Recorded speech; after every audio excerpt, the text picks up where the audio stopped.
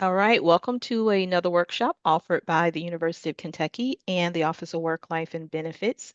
Today we are talking about play and work, incorporating your job awareness into play for children with disabilities. And we have with us today Kate Dean. She is the Director of Community-Based Partnerships and Strategies with HDI and Child Care Aware. Kate, thank you so much for planning this for us and taking some time to educate us in this area. Thank you so much. Thank you, Azetta. I'm so glad to be here today, and thank you to those of you who have chosen to join us. There will be some opportunities that if you'd like to interact, we would be happy to do that through chat. And so I will go ahead and kick us off. And if you have questions along the way, if you could throw those into the chat, then we'll make sure to answer them as we get a little bit further along into our time today. As Azetta shared, I work with Child Care Aware of Kentucky. That is a project under the Human Development Institute here at the University of Kentucky.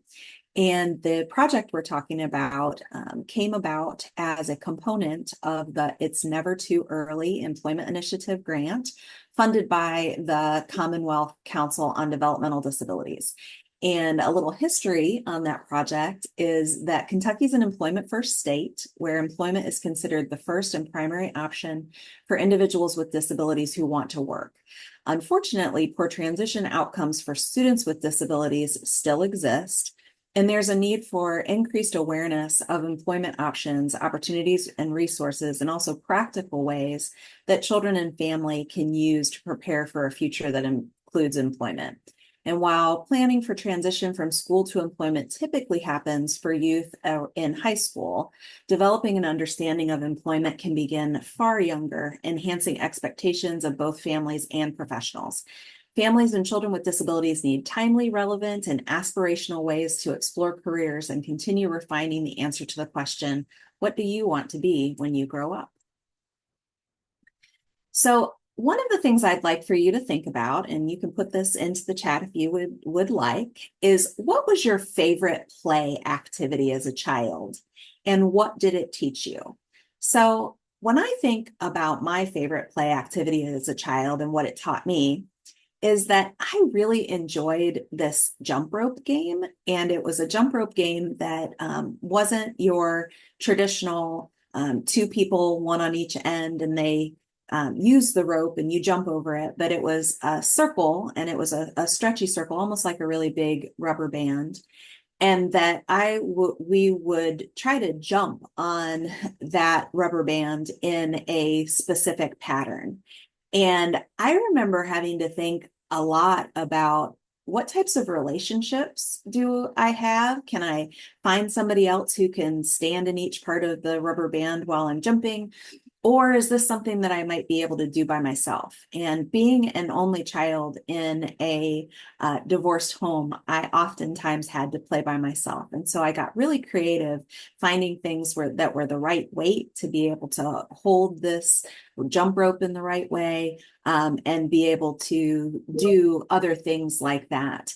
It was really fun, but it taught me a lot of critical thinking at a very young age. And I see in the chat that we have someone who mentioned double dutch, jacks, and hide and seek. Yes, absolutely, absolutely. And I wonder, so with those, what did they teach you? So with those activities, when you're thinking about double dutch, jacks, and hide and seek, what kind of skills do you think that you learned? I'll give you just a moment to think that through. Cooperation and patience. Absolutely, absolutely. And I wonder, can you see how cooperation and patience might help as you are going through school and also getting ready for the career that you ended up being a part of? I'm expecting that your answer is probably yes. So this is just a slide that talks about the type of funding under our initiative. So we're not going to spend a lot of time on that. I just want to make sure to share that with you. And so now that we've kind of gotten our brains oriented to the types of things we're thinking about, this is what we're going to cover during our time today.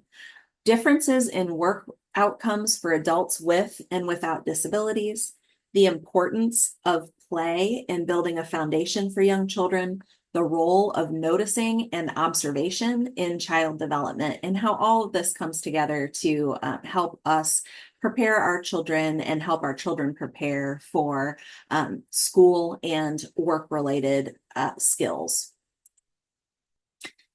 So, because we are focusing on ways to increase our children with disabilities work-related play, it's important to understand how this project came about. So, this project bloomed out of a desire to help families, childcare providers, and children with disabilities dream about possibilities for their future. And this came about because people with disabilities represent a large demographic group and an underutilized pool of talent. We have about 1 in 4 Americans with some type of disability, and then in Kentucky, that increases to about 1 in 3. So there are about 1.5, a little bit less than 1.5 million adults in Kentucky that have some type of disability. And workforce participation is significantly lower for people with disabilities.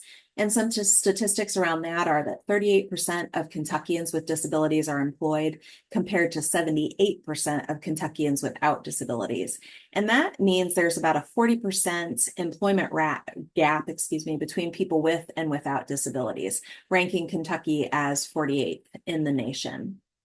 So what we're going to talk a little bit more about today is let's think together for a moment. If you could type into the chat again, what comes to mind when you hear conversations about steps to take that prepare children for school? And we hear a lot in the media. It is a hot topic today that people talk about kindergarten readiness. They might talk about school readiness. And so I'm just curious, what comes to mind when you hear these types of conversations? And what age do you think of when you think about preparing children for school?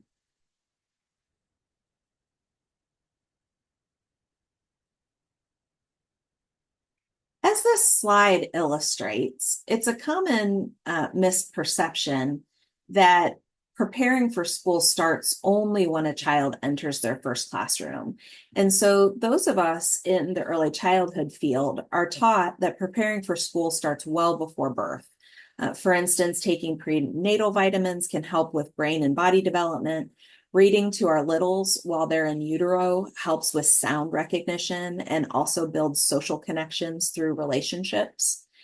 As our children grow from birth to 3 years of age, approximately 95% of their brains develop. And all of this is well before most children enter their first classroom. And while many children may attend a childcare setting, not all start right away, and some don't attend any type of formal programming until the age of 3 or greater. And keeping this in mind, maybe that it may be a little different for our children with delays and disabilities, as they may qualify to enter a public preschool setting starting at age 3 or 4. But those who don't may not start kindergarten until age 5 or 6. And those children have done a whole lot of learning, a whole lot of school and career preparation, even before they set foot in a formal classroom. Children prepare for preschool and kindergarten through expanding their knowledge and interests, asking new questions, investigating the world around them in new ways, and within the context of relationships with peers and adults. And children with disabilities who participate in early intervention and/or a variety of therapies are learning valuable school and career-related skills all along the way. And recognizing all the ways children grow through everyday interactions, and also the ways we can intentionally expand on those interactions to kickstart and extend our children's school and career preparation. So we're going to spend a little bit of time talking about noticing and observing with our youngest children through the Learn the Signs, Act Early program. And then we'll dig into ways to expand work-related play at home and also in the community. Learn the Signs, Act Early is available through the CDC, and it is intended to improve early identification of children with developmental delays and disabilities. It promotes family-engaged developmental monitoring and encourages early action on any concerns that might be identified. It offers free checklists and other tools to make developmental monitoring practical and easy. And why would a parent be interested in Learn the Signs Act early? Well, about 1 in 31 children has been diagnosed with autism spectrum disorder, and about 1 in 6, aged 3 to 17, has a developmental disability. 1 in 4 children aged 0 to 5 are at moderate or high risk for developmental, behavioral, or social delay. And even though most parents note concerns around 18 months of age, many children with autism spectrum disorder are not identified until age 4. And where Learn the Signs Act early can really help is, as I mentioned prior, if you have a child with a delay or a disability that's been diagnosed and they are on, I didn't mention this part, but they are on an IEP, then they will be eligible for public preschool. And that can be as young as the age 3. And so if parents are noticing around 8 months, but children are not identified until age 4, then that means they may have missed out on resources that are available to them at those younger ages. This is a short video that I'd like to show you that talks about the experience of milestones.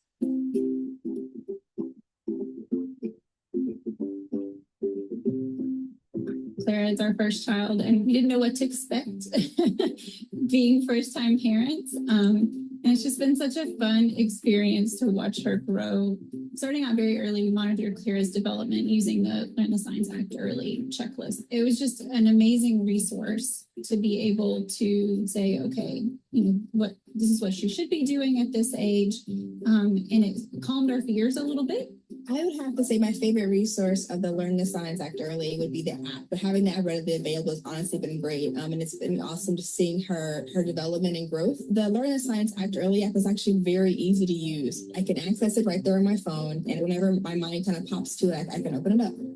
I think I am a Learn the Signs Act early super user. The Learn the Signs Act early materials have been invaluable to me because I feel like they've been there with me throughout parenthood in kind of the way that a wise old friend might be. Using Learn the Signs Act early has helped me monitor my daughter's development and gives me a great peace of mind that the information is accurate and it's backed by science. It's fun to see when she achieves a milestone. I feel very proud for her and excited. And it's not just a milestone of, is my child doing this next thing? It's what should I be working with my child next? Because that can be a big question mark as a first-time parent. I want to know if maybe she's lagging farther behind than she really should. And that's something to bring up with our pediatrician. Having something at my fingertips to kind of go through it with her decision. She's hitting these milestones, but not these other milestones. Should I be concerned? What kinds of things can I do to bring her up to speed? And then taking that and translating it with her teachers in her classroom to make sure these are the things I would like to focus on, and how can we work together to make sure that she's developing appropriately. The Learn the Signs Act early resources empower parents to take a stake in tracking their child's developmental milestones.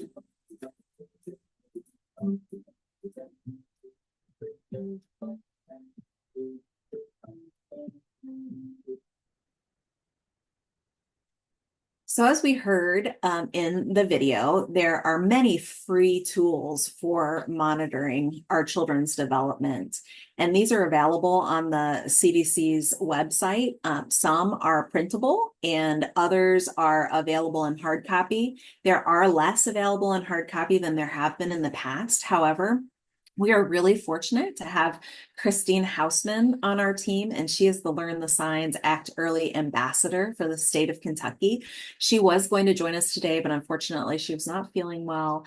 But if you have a request for these types of materials, then we might be able to help you get some of those hard copies.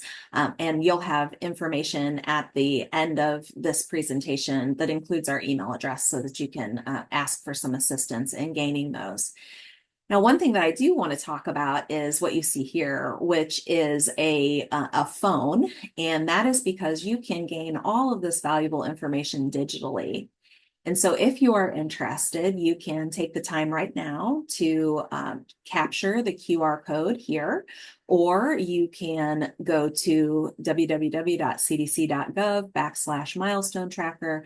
This is an app that's available on both Android and iOS. And basically what you do is you add any child that you want in the household. I brought this to the attention of my niece, and she was very glad because she would get very worried that her child might be showing signs of a delay or showing signs of autism, even when a lot of what we were seeing was normal child development. And so by getting connected with this tracker, she was able to add her daughter's information and then track the developmental progress using the interactive checklist. And this really eased her mind to be able to A, know what to look for, B, have tips and activities that she could consider, things she could do and play with her child. Also bring her grandparents into playing with the child so that she felt much more confident being able to have conversations with her pediatrician, knowing what to look for, and then also knowing how to actively be a part of her child's developmental progress. So now what do you do if you find that your child is showing some sort of delay? Parents that may complete the milestones checklist they have an important resource available to them, because not only are they able to look at and know more about what they're observing at home, they also have language that they can use to talk with a doctor or a healthcare professional if it becomes clear that a developmental milestone has been missed, or if something is looking like there's a delay. I think about this with my own child, who she was 15 months of age and still not walking. And that was very concerning to me because I knew that most children of the same age had already been walking. And so I'd had some conversation with her pediatrician, and her pediatrician said, "Oh, don't worry about it. You know, I'm sure she'll start walking soon." But that still left me feeling a little unsure. And so we received a referral for early intervention. And going through the early intervention process, I learned that that yes, you know, even though the average child would be walking by that point in time, it wasn't showing a significant physical delay, and that I could rest assured that my child would grow past that. And this was the first step for us recognizing that my daughter consistently would go right up to the time where we thought that there was going to be a delay, and then she would surpass it and catch up. And that ended up being a pattern throughout all of her growth. No matter what the milestone was, just when there would start to be a little bit of concern, she would meet that milestone and then she would excel past it. But it was a slow time to get there and then a fast time for mastery. And that ended up being something that traveled with her all through her school. And all now that she's a senior in high school, it still continues to be a part of her growth and development. So what can you do if you do notice that there is a milestone they might not be meeting? First of all, please don't wait. Acting early can make a real difference. That's when you can receive services and resources to learn more about your child's needs, and then also start taking steps to ensure that your child's strengths are utilized, and that you're taking advantage of opportunities that are available through early intervention. You'll want to make an appointment with your child's healthcare provider. You can complete the milestones checklist, which again, that can be through your phone. You can print it off, or you can show it to them digitally. If you would like to print off any of the checklists from the CDC website, that's also possible. And then you can write down your questions and concerns to take with you to the doctor's appointment. And something that I find to be really helpful about that is that sometimes, you know, we lay people use different language than our medical professionals might use, and the information that's available to both levels that playing field so that everybody knows we're using the same language. And then you can ask your child's doctor about further developmental screening. So early intervention is best, and we say that the earlier that a child is identified as having a developmental disability or delay, the sooner that interventions and family supports can be put in place. So while early is better, though, we do want to say that it's never too late. So for instance, if you have a child who potentially has a developmental disability or delay and you haven't yet gotten them into early intervention, that's okay. At any point in life, it is better to get started than it is to not get started. Early intervention can help improve your child's skills, abilities, and future school performance, as well as long-term self-care.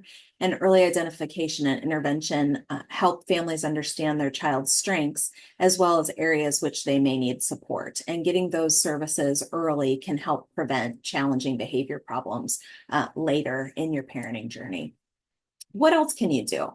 If your child is under age 3, you can get them connected with the Kentucky Early Intervention System. It's called KEYS.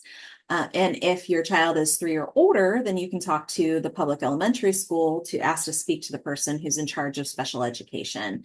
And by doing that, one of those 2 resources can help get you connected in the way that will be the best next step for your children. And if you are hearing this information and you would like additional information, again, at the end of this presentation, you'll have email addresses that you can reach out to me or reach out to Christine Hausman, and we would be happy to share with you a plethora of other resources that are available as next step options if you are in need of early intervention for your child. Now we're going to switch gears just a little bit, and we're going to start talking about noticing. And we're going to start talking about noticing school and work-related skills. And we're going to look at a few pictures, and I'm going to point out a few things and a few opportunities that can be extended as you are observing the children in your life. So in this picture, we have a variety of children, and I'm going to focus on the 2 who are gathered around the chalk bin. So we have a little girl with pigtails and glasses, and she's got something in her hand, and she looks like she is very focused on the child that's in front of her wearing a Notre Dame shirt, and he's reaching into the chalk. And so, depending on the type of conversation they're having, there is definitely interaction going on. It looks like perhaps they're communicating. If they're not communicating verbally, they're communicating with their bodies. I'm very, very curious about what the little girl has in her hand. It looks like she may be using what looks like half of a pea toy, like peas that you eat, half of that toy with a piece of chalk on top of it. It looks kind of like a hot dog. So I wonder, is she asking if he would like to join her for lunch? Is she asking if he might be hungry? Maybe she is trying to engage him in a different kind of game than what he is currently playing. And all of those are communication skills, problem solving skills. They are interactional. So that each are learning how to interact with one another, with peers, and to take that into their future. He is grabbing into the chalk bin, and so perhaps he's a young artist and he's getting ready to draw a picture. Maybe he likes the feel and the texture of that chalk. Maybe he will take that chalk and start to build with it and use the chalk in an unusual way. These are all skills that can translate to school as far as social emotional wellness is concerned, and then that can also be observed to see, will these children continue to choose play that reflects the same type of interests over an extended period of time. Another piece I get curious about here is this little boy. So we see somebody or a little girl who is sitting in the background and has their hands in front of them. And I wonder, are they trying to figure out how to become a part of the play? Or are they patiently waiting their turn to be able to put their hands in the chalk? I wonder what this child is doing as they are trying to find the right way to be a part of the play that is happening in front of you or in front of them. And so if you think about that, the types of skills that may be growing here are, how do I become involved in something that I haven't been involved in before? How do I insert myself?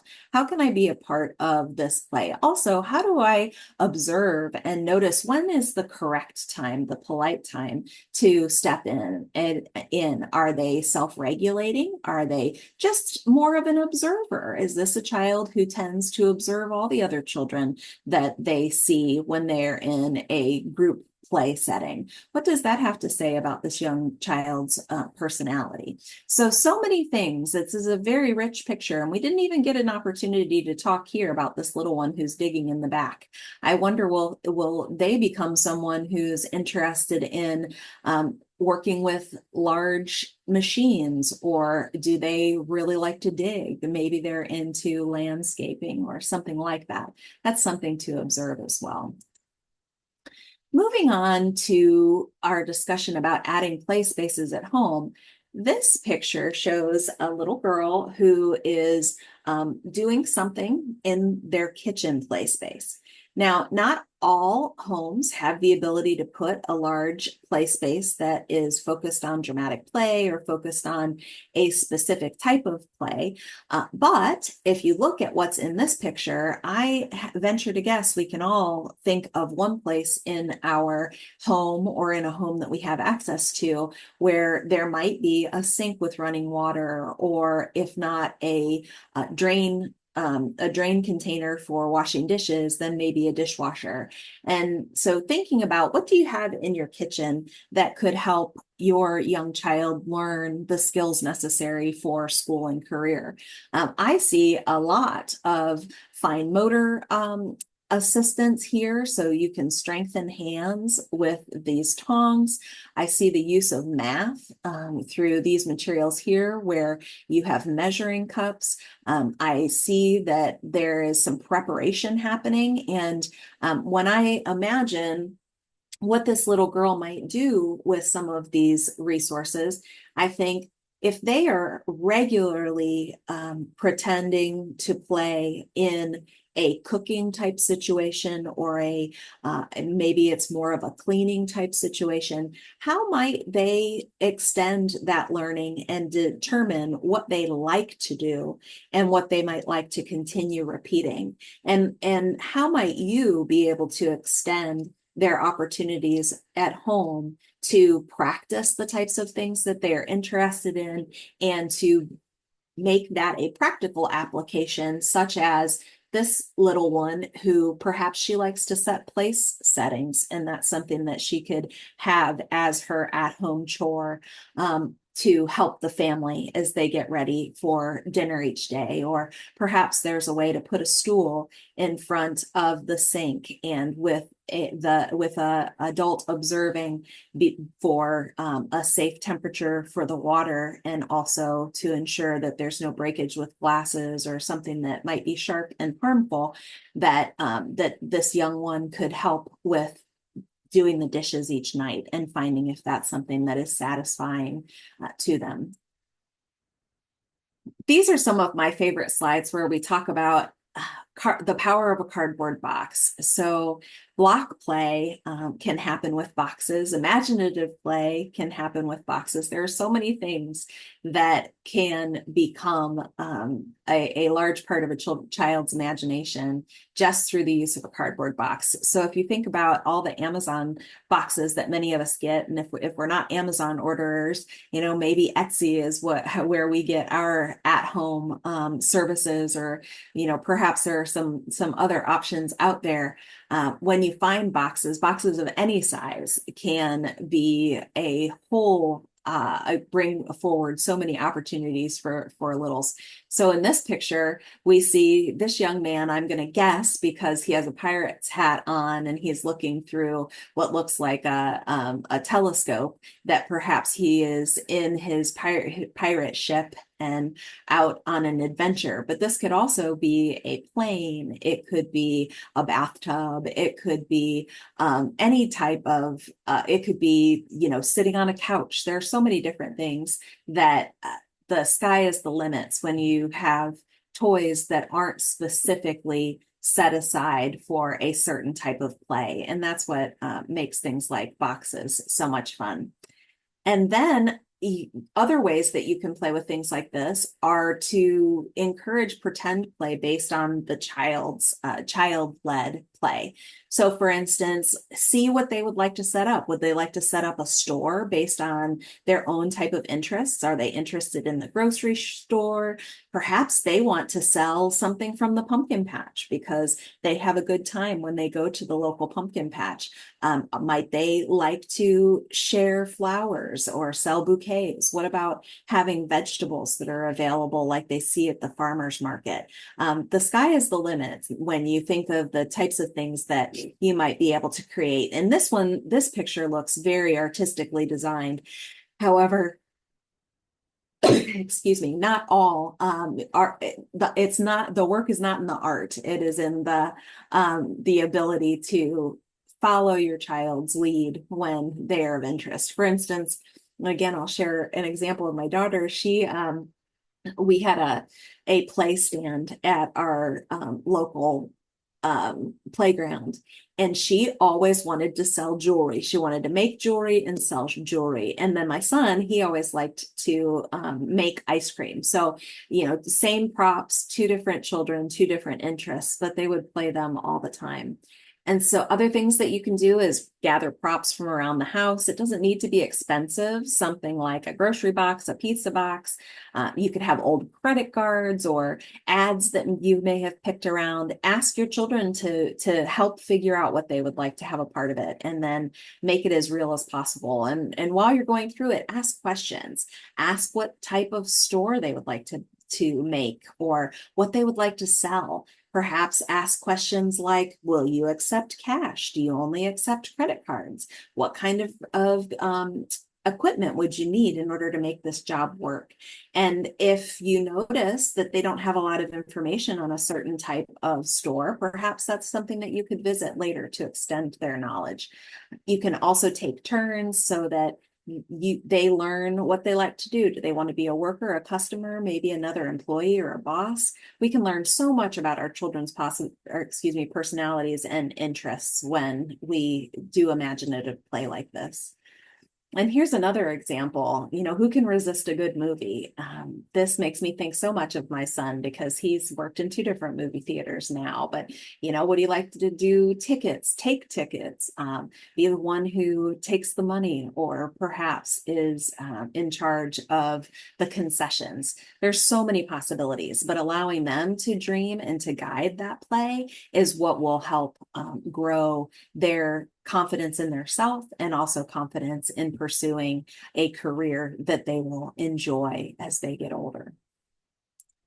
I'd encourage everyone that when you're out in the community to see what types of play spaces are available. This one is specifically a picture about a playground and thinking about some of the skill expansion you can have there. Oftentimes, if children are playing with other children, of course, it's those social interactions that we talked about, but also learning how to take turns, learning how many children can be on a piece of equipment that is safe, working on their large and small muscles. So they could also be thinking or learn.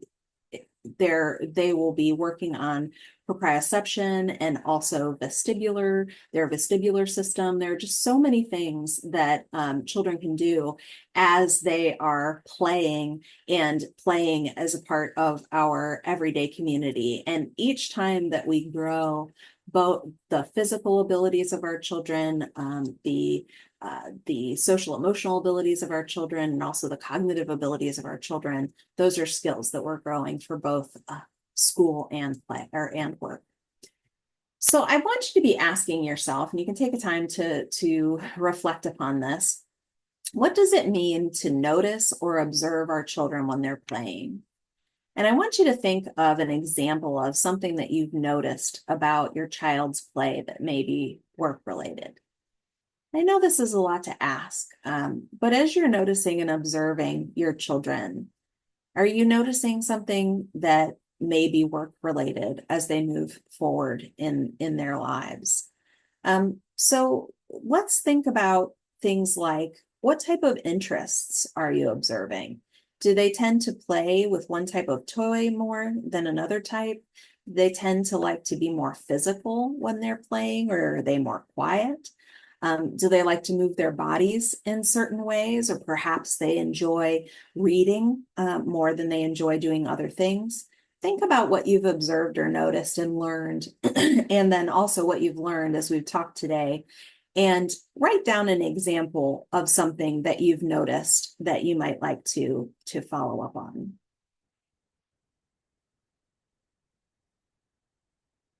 All right, does anybody have any questions at this point along the way? We're going to talk about a list now. It's called Checklist for a Bright Future. And this is something that for the parents of young children with disabilities can be extremely helpful in setting them up for success as they grow. Just a second here.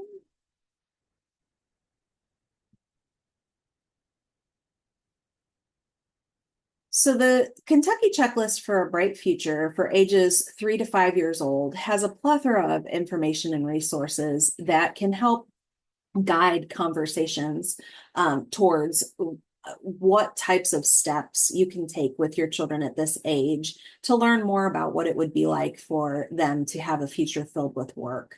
The Kentucky Disability Resource Guide has all sorts of categories that you can look into. You know, what do you want to do about education? How about community living if they may not be able to live on their own? Transportation, so many other things. We have some great files specifically to employment and even some examples of adults with disabilities who have found joy in their employment. If you prefer to have a handbook that is that you can just scroll through in order to see those resources, then there is a link to the Kentucky Disability Resource Guide that is in a PDF form. And there is a large number of resources available through that as well. And that's just dependent upon what type of resource that you like to look at, whether you like to have something in writing or you'd rather have something that is more visually based. Other resources are setting up a stable account for long-term savings and some examples on what you can do in the community to find out what types of interests your child has and to help them explore and expand what they have available to them just in their home or in their home community. You can help children and others understand that they are a person with a unique identity and that their disability is a part of their identity. Oftentimes, even well-meaning individuals want to focus on what they can do to fix a problem that they see. But really, there's no need to fix a child with disabilities. What we want to do is help them grow and develop the strengths that they have. Working with your school and community to make sure that your child has what they need and that they grow and learn and participate with both children with and without disabilities. That is very helpful, and it also helps those who are in charge of spaces and materials understand strategies of universal design. And the Human Development Institute has some great resources on universal design if you'd like to follow up on that as well. You can help your child learn ways to effectively communicate, whether that would be verbally or through other forms of communication like assistive technology or sign language. And then help caregivers, teachers, and others understand what your child likes and what they can do to support the strengths and interests of your child. And I'm going to go forward a moment here. I hope I don't make anybody sick. But at the end of this checklist, you'll see an example vision statement. And this is the vision statement of one of our staff's young adults when they were in high school. But I think of this kind of like when you look on social media and you see children getting ready to start preschool or kindergarten, and they have their little plaques that say, "Hi, my name is, I'm going to, and this is what I want to be when I grow up." This is the same thing, only a little bit more extensive, because it's a way to communicate what you would like or what your child would like to do as they grow, things that they like, and some of the accomplishments that they've already made. And there is a format for that you can fill out, one for your own child if that's something that you would like to do. Now I'm going to move up again, so those who get motion sick may want to wait. All right, so Just a few more resources are that if you are looking to get involved with other families, you could learn about Kentucky Spin and also the Kentucky Protection and Advocacy Agency, where they can help with providing mentors, but then also advocating for the rights of individuals with disabilities as they move forward. And the last that I'll leave you with are a couple of resources. One is called the PPEC program, and a PPEC is for children who have medical needs, but it's an environment similar to childcare, but that also has nurses and medical professionals on site so that they're able to receive the care that they need. And then there's also a resource for where you can find out about childcare programs in the area. Next, on our PowerPoint, we're going to talk a little bit about chores for children. So if you'll give me a second, I'll get that back up here.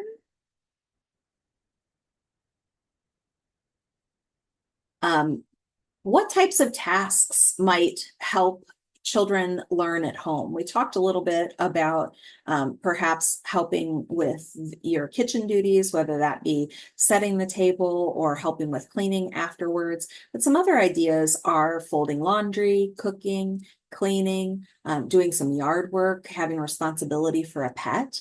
With children with disabilities, some may need visuals to guide them to a task. I think about that with my child my children when they were young. Sometimes they needed visual. This is what the task should look like when it's done, and here are the steps that you should take. And when we did those in pictures, that helped them a lot more than just listening to what they might need to do next, especially for my daughter who had a hard time visioning what something should look like when it was finished. That was very overwhelming for her. And we broke that down by being able to show visual explanations and visual instructions. So what I would like for you to reflect on next is how you envision using the information you've learned today in conjunction with the checklist for a bright future. As you've seen in the slide deck, we have shared the checklist and ways to get to that. And so I hope that you will follow up and ask any questions that you might have specifically in regards to what you've learned today and also the checklist. Does anyone have any questions or input that they would like to share before we move to our final points?